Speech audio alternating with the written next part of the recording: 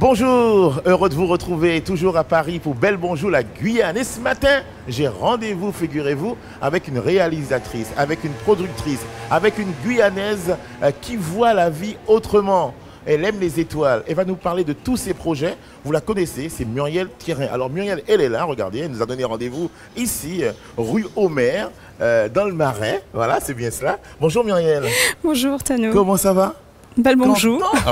Content de te retrouver ici à Paris. De même. Alors Paris, ça fait longtemps maintenant que tu y es installée. Installé, oui, on va dire oui. Ouais. Enfin, ça a toujours été une base, après les études, enfin après l'externat Saint-Joseph de Cluny. C'est des beaux souvenirs, tout ça. Ouais. C'est très beau souvenir. C'est vrai que la Guyane, tu l'as dans ton cœur, parce que la Guyane t'a tout donné. La Guyane t'a permis effectivement de rêver. Et aujourd'hui, tes rêves deviennent un petit peu réalité, puisque tu baignes dans ce monde du cinéma depuis maintenant combien d'années? Ah, je ne compte plus. Mais je regardais depuis le moment où j'ai créé ma société. Effectivement, ça fait 16 ans. 16 ans maintenant. 16 ans. Très bien. Donc ça fait un petit moment. Ouais. En quelques mots, rappelle-nous un petit peu ton parcours. Comment tu te retrouves réalisatrice? Comment tu te retrouves productrice? Alors c'est une longue histoire, mais assez simple, comme beaucoup de jeunes Guyanais, en tout cas de l'époque. C'est Alain Maline, donc, qui est en Guyane et qui prépare Jean Galmo l'aventurier, et qui va caster ma mère, parce qu'il voulait absolument qu'elle joue dans le film. Et à ce moment-là, ma mère, enfin oui, non, enfin évidemment, elle n'est pas... Je veux, mais je veux pas. Voilà. Et donc on habitait à Regina et logistiquement c'était trop compliqué parce que même à l'époque la route, on n'accédait pas en route, on accédait en avion. En avion, effectivement. Donc c'était très compliqué. De Regina. Voilà. Et ma mère finit par refuser et je lui dis mais c'est terrible, pourquoi tu as refusé, tu te rends compte? Le cinéma. Et je fais des pieds et des mains à ce moment-là pour être figurante en fait sur le film. D'accord. Donc voilà, donc ça commence là. Jean Galmo l'aventurier. C'est Jean Galmo l'aventurier, c'est mon premier contact entre guillemets avec le cinéma. Et puis il y a cette place de Cayenne, place des Palmistes, devant le bar des Palmistes qui est totalement rempli de copeaux de bois au sol pour pouvoir refaire une reconstitution d'époque. Et c'est magique. Et c'est magique. Très bien. Et voilà. Et là, je fais des rencontres. Et sur ce film, je fais des rencontres, évidemment. Donc, il y a les gens de la première garde, entre guillemets. Enfin, la nouvelle vague guyanaise. Donc, il y a Marc Barra, il y a Édouard Montout. Enfin, voilà. Alors, c'est des gens qui ont beaucoup compté pour toi. Hein. Marc Barra, jusqu'à aujourd'hui, d'ailleurs, vous êtes toujours en contact. Vous travaillez pratiquement ensemble. Alors, c'est vrai qu'après cela, il a fallu peut-être poursuivre l'aventure, venir te former ici, à Paris. Est-ce que ça a été un choix facile pour toi? Est-ce que ça a été la meilleure école? Alors d'abord, ça a encore été très long parce que souvent nos parents, enfin pas qu'en Guyane, hein, bien souvent partout, ma mère m'a simplement dit ce serait bien que tu aies un vrai métier. Voilà. Donc le ton était donné. Donc il n'était pas imaginable que je puisse faire cinéma. Le week-end, oui. Peut-être, mais absolument pas. En semaine, non, pas possible. Là, j'ai fait des études de gestion et de finance, donc pas du tout avec le cinéma, enfin de comptabilité, gestion, finance. Je suis partie à l'étranger me former, mais pas du tout à ça. Et donc toujours les gens de la première garde. Donc là, je reçois un coup de téléphone de mon ami Marc qui me dit, écoute, c'est la panique à bord, je tourne mon court-métrage et j'ai un problème avec le directeur de production que j'ai embauché qui vient de Paris. Qui passe ses journées à la crique, qui a rencontré une jolie fille. Voilà. Et sa vie a changé, ça a basculé. Et ça a basculé, et les comptes de mon film basculent avec, avec le monsieur qui est inapte et désormais au travail. Et il me dit, écoute, j'ai confiance en toi, il faut que tu viennes, aide-moi. Et là, je dis, ah bah non, pas du tout. Je dis, maman, c'est Marc, je ne peux pas le laisser comme ça. Et voilà, donc j'embarque. Et là, je vais travailler sur le film de Marc, c'était le blues du Maskilili à l'époque. Et puis après le blues du Maskilili, je me dis, c'est pas possible, il faut que j'ai un vrai métier. Donc je décide de repartir en gestion et finance. Et là, je travaille pour le groupe Hachette. Et on va me rappeler à nouveau pour me demander d'aller faire un film aux îles du Salus pour la BBC sur Dreyfus.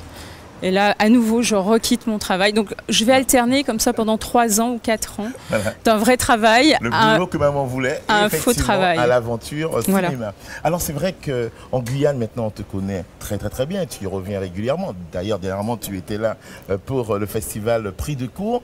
Comment les gens réagissent quand ils te voient, quand ils discutent avec toi, quand ils voient un petit peu ton parcours? Il y a eu effectivement beaucoup de productions où tu t'es retrouvé, parce qu'aujourd'hui, au-delà du fait que tu as travaillé dans le cinéma en donnant des coups de main, notamment en tant que chargé de production et autres, mais aujourd'hui tu produis des films quand même. C'est énorme. Oui, alors c'était quand même la finalité, parce que c'est l'expression d'une sensibilité qui est la nôtre. Donc j'ai envie, enfin, je ne me reconnais pas sur la scène nationale, sur nos écrans nationaux, je ne me reconnais pas. Je trouve que nous n'avons pas assez de films qui nous ressemblent. Et bien souvent, on préfère aller voir des films américains Ouais. qui nous ressemblent, on va dire, un peu plus. Et malgré tout, le cinéma américain n'est pas forcément notre culture. Ouais. Mais pourquoi tu dis que le cinéma français, le cinéma actuel, même celui de l'époque, ne ressemblait pas forcément à la réalité, aux choses que tu souhaitais toi voir au cinéma? Par rapport au nombre d'acteurs, par rapport à la diversité, par rapport à quoi? Oui, par rapport à la diversité, d'une part, parce que voilà, on ne peut pas nommer, si je dis de nommer 10 ou 15 comédiennes de couleur, enfin, on n'en a pas. Ensuite, les sujets qui sont véhiculés ne sont pas forcément... parfois, on se trouve sur des films un peu parisiens, ce qu'on appelle bobo chicos, donc voilà, qui sont pas forcément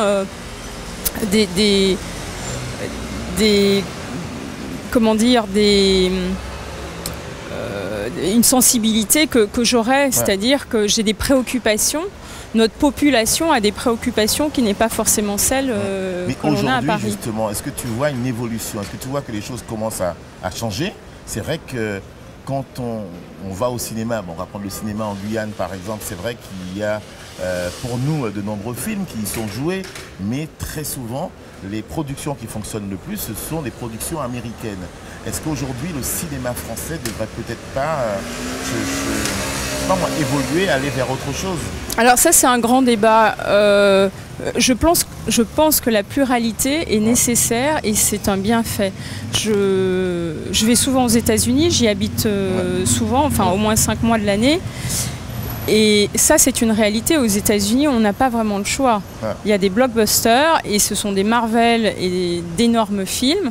Et si on avait envie de voir un cinéma d'auteur, on n'a pas le choix. C'est extrêmement compliqué.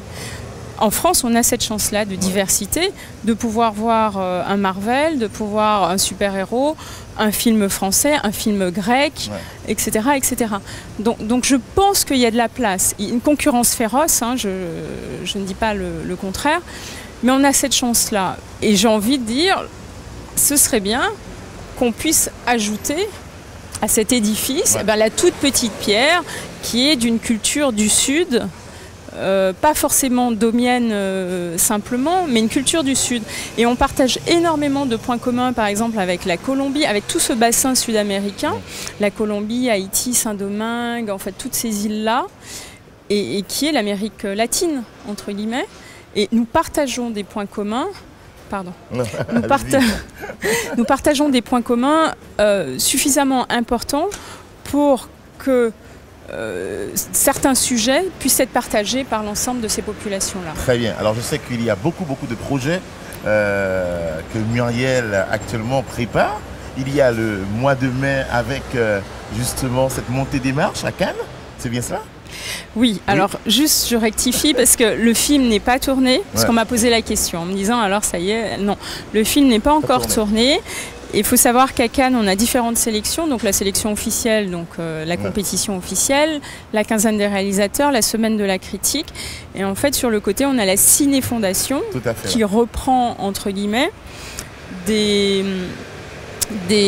films, courts-métrages, des plus grandes écoles de cinéma dans le monde entier.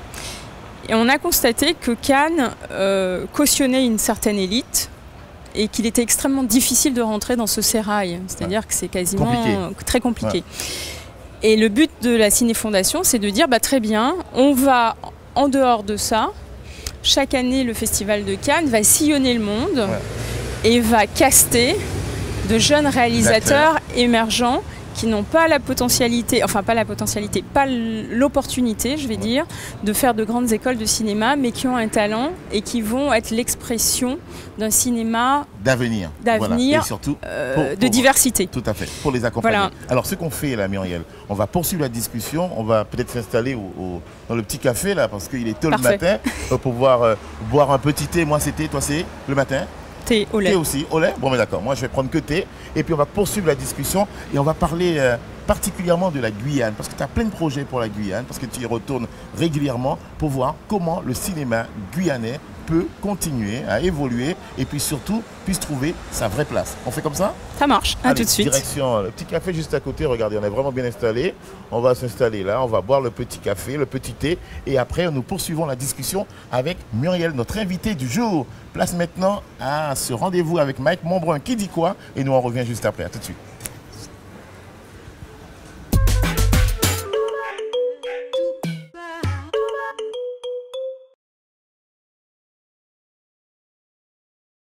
Est-ce que je crois au coup de foudre? Je pense que oui, ça peut arriver, oui. Mais t'as déjà eu un coup de foudre? Un coup de foudre direct? Non, je pense pas. Ah bon, il y a des coups de foudre indirects? Je peux dire oui.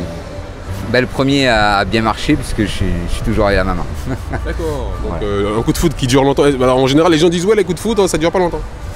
Ben, moi j'ai la chance, ça fait 16 ans. 16 ans 16 ans, voilà. Au coup de foudre, ouais. Est-ce que tu as déjà eu un coup de foudre? Oui. Et ça fait comment?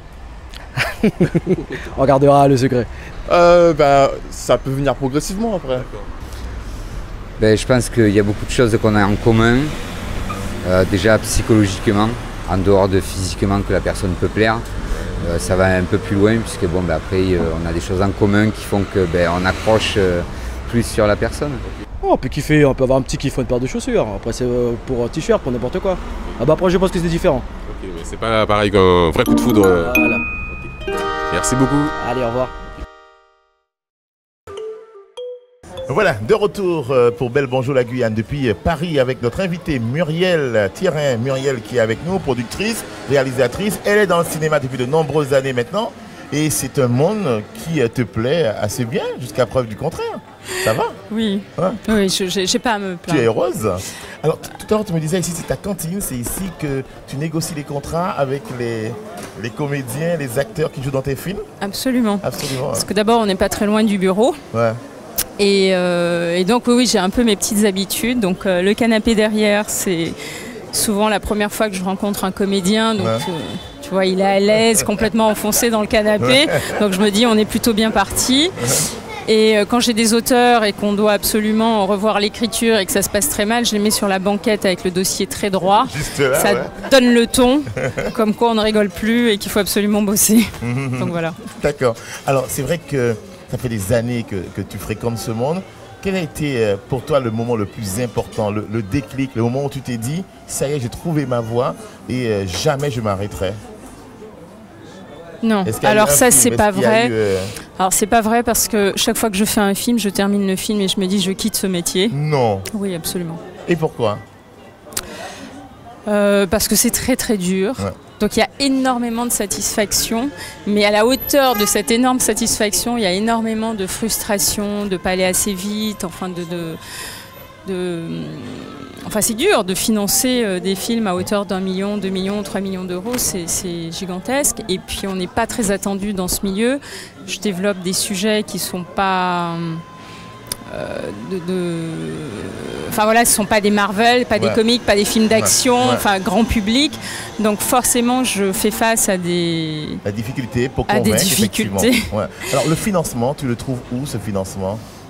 Alors de différentes manières. D'abord les institutions publiques, donc le CNC, les aides, on a tout un tas d'organismes, les régions, enfin voilà, dont la région Guyane qui m'a toujours suivi sur les projets et qui est un partenaire de choix parce que même si la région Guyane ne met pas beaucoup d'argent, Il faut juste comprendre que dans le financement, il y a deux choses importantes. Il y a la première personne qui va mettre de l'argent, c'est-à-dire qui apporte son crédit, je crois en cette histoire, je crois en cette production, etc.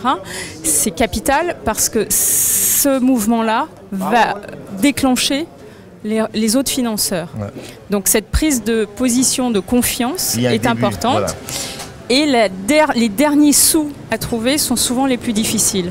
Donc en fait, il y a deux étapes extrêmement importantes. Et c'est vrai que la région Guyane, malheureusement, ne roule pas sur l'or. Enfin, on le sait, avec les problèmes qu'on a économiques. Mais c'est vrai que jusqu'à présent, la région Guyane a toujours mis, même si ce n'est pas grand-chose, par exemple sur le film d'Édouard Montout, la région Guyane a mis, c'était relativement symbolique par rapport à ce qu'on met sur un court-métrage. Mais Dieu merci, parce que ça m'a permis, la lettre de la région, de la collectivité territoriale, m'a permis d'aller à Paris, de dire bonjour le CNC, je suis éligible nationalement aux aides, et tout d'un coup voilà, j'ai les aides qui s'enclenchent, j'ai une chaîne comme OCS qui dit ah bah vous avez une aide publique, donc hop, et voilà. Et là tout d'un coup ça déroule. Alors parlons justement du cinéma en Guyane. C'est vrai que depuis quelques années maintenant, de nombreux films y sont tournés, notamment il y a la série Guyane de Canal avec de nombreux acteurs qui sont venus. Il y a quand même du boulot pour celles et ceux qui ont décidé de mettre le pied à l'étrier, hein, en tout cas de travailler pour le cinéma. Quelles sont les retombées aujourd'hui, véritablement ?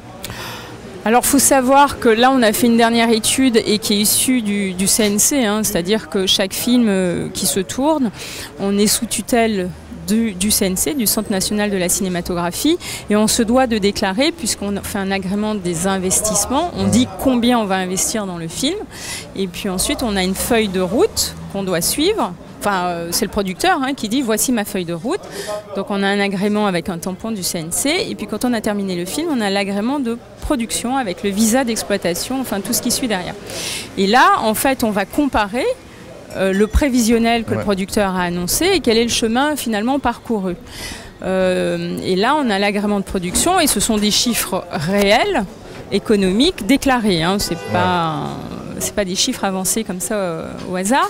Et aujourd'hui sur la Guyane, par exemple, sur 1 euro investi par la région Guyane, c'est-à-dire quand il donne une subvention à un producteur pour un film, aujourd'hui on a 18 euros qui restent dans le pays, en tout cas qui... Non, pour 1 euro, c'est-à-dire la région Guyane met 1 euro, il y en a 18 qui viennent d'ailleurs, qui viennent sur le territoire.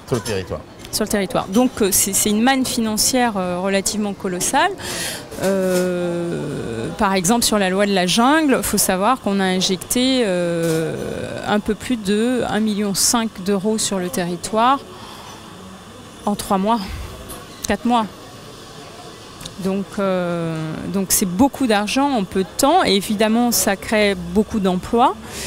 Et là aujourd'hui, tout à l'heure tu parlais de prêt de cours, je me suis rendu compte qu'on avait des réalisateurs qui sont là, même en Martinique, Guadeloupe, tout confondu, des DOM, parce qu'en clair on tourne sur ces territoires en commun entre guillemets.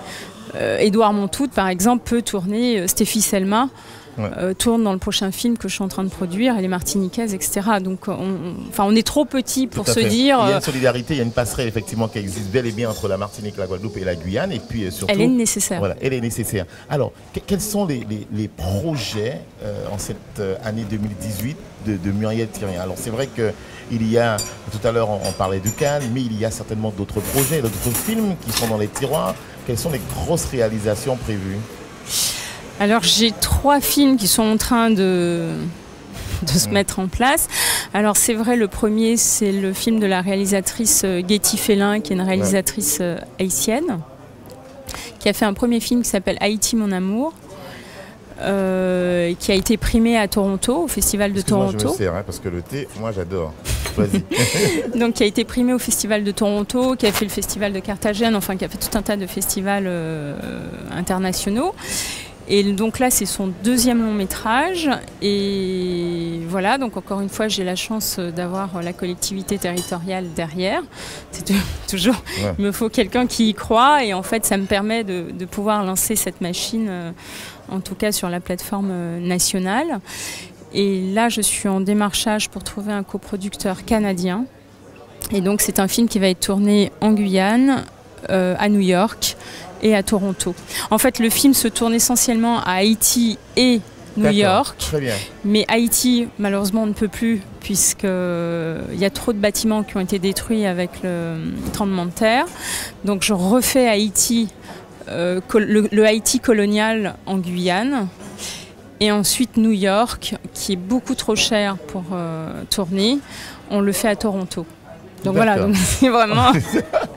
On pense qu'on est là, finalement, on n'est pas là, on est là. Non, voilà. Alors il y aura quelques images de New York, évidemment, parce que c'est incontournable, mais tous les intérieurs appartements, les grandes rues et tout ça, Est-ce que tu es heureuse, Muriel, aujourd'hui? Heureuse de ce que tu fais? Heureuse de cette émotion que tu vis, que tu partages avec les acteurs, avec les réalisateurs, avec toutes les personnes qui gravitent autour du cinéma? Oui, heureuse, insatisfaite probablement. Ouais. Ça c'est sûr, mais oui, heureuse. Pourquoi satisfaite? Qu'est-ce qui te manque exactement? Parce que je trouve, c'est un défaut. Je pense que je suis d'une exigence parfois. Souvent, les auteurs me disent ça, que ça va, on n'est pas à une virgule près. Ouais. Voilà. Oui, je suis exactement. Je suis à une virgule près parce que sur mon plan comptable, une virgule près, ça change beaucoup de choses. Être à 5 chiffres ou à 6 chiffres, la virgule change beaucoup. Donc oui, je suis comme ça sur les textes. Donc, mais oui, très contente parce que le film d'Édouard, voilà, ça me tenait beaucoup à cœur. Un très beau film.